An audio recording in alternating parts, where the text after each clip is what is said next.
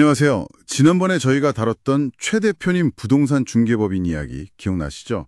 그 과태료 부과 예정권 말이에요. 네네, 마포구청에서 온 그 사전 통지서요. 맞아요. 오늘은 바로 그 다음 이야기, 김영광 행정사님이 이 상황을 어떻게 딱 풀어가기 시작했는지 그 첫 단추부터 한번 자세히 들여다볼까 합니다. 아, 그 사전 통지서 2025년 6월 2일에 받았죠. 네, 그렇죠.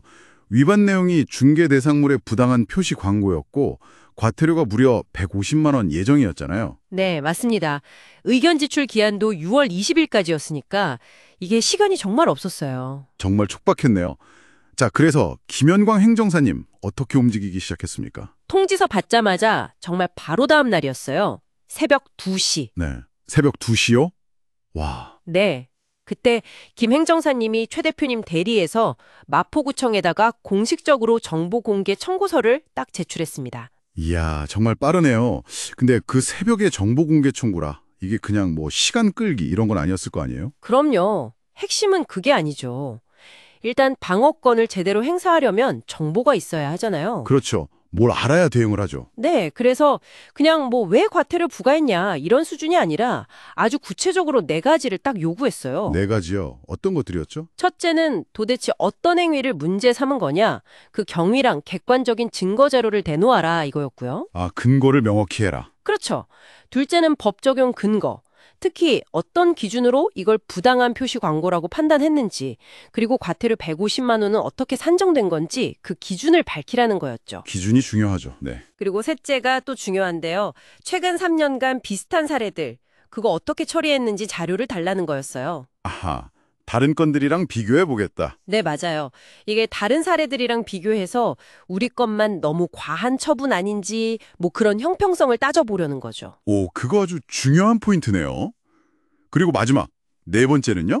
넷째는 이 신고 처리 과정이라던가 아니면 권리 고지 같은 거, 절차적으로 문제는 없었는지 이것도 확인하겠다는 거였습니다. 와, 단순히 뭐 이유만 묻는 게 아니라 근거, 기준, 형평성, 절차까지 아주 그냥 샅샅이 따져 묻는 거네요. 네, 답변은 6월 12일까지 딱 기한을 못 박았고요. 그런데 여기서 끝이 아니었다면서요?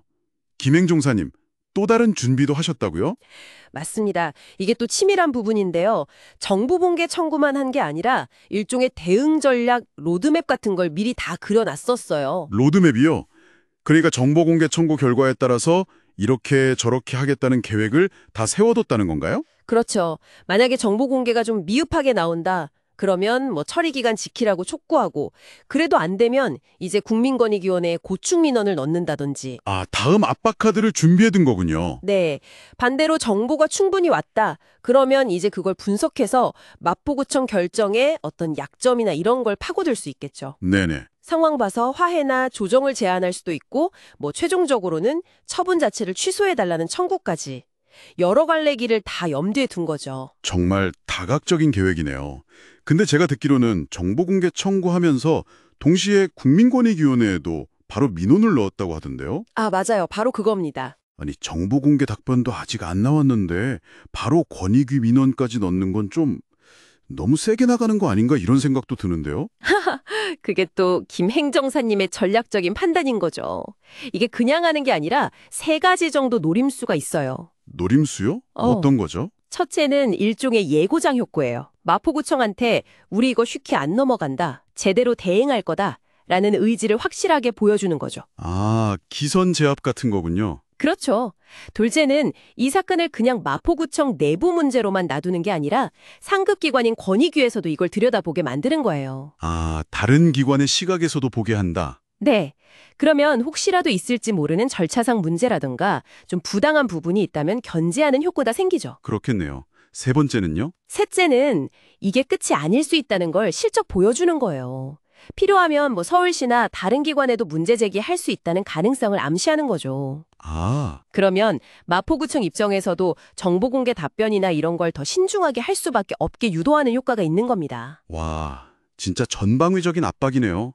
정보 공개 청구로 일단 대화의 문은 열어놓고 동시에 권익위 민원으로 압박 수위는 높이고 이게 그 말로만 듣던 당근과 채찍 전략인가요? 네, 뭐 그렇게 볼 수도 있겠네요. 단순히 그냥 과태료 깎아달라 이런 차원이 아니라 의뢰인의 권리를 최대한 지키면서 법과 원칙 안에서 정당하게 해결하려는 아주 체계적인 접근인 거죠.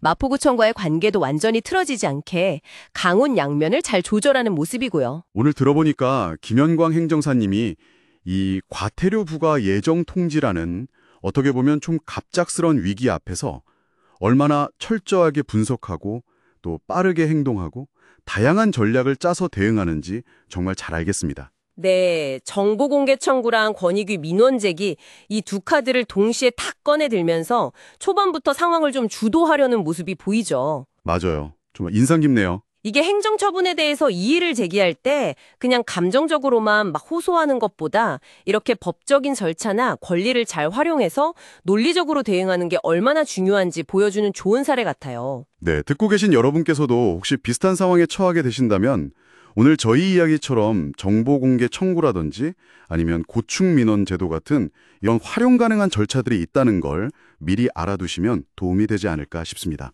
네, 분명 도움이 될 겁니다. 자, 그럼 과연 마포구청에서는 정보공개 청구에 대해 어떤 답변을 내놓았을지, 그리고 권익위 민원은 또 어떤 영향을 미쳤을지 그 뒷이야기도 정말 궁금해지는데요. 다음 시간에 저희가 또 자세히 풀어드리겠습니다. 기대해 주세요.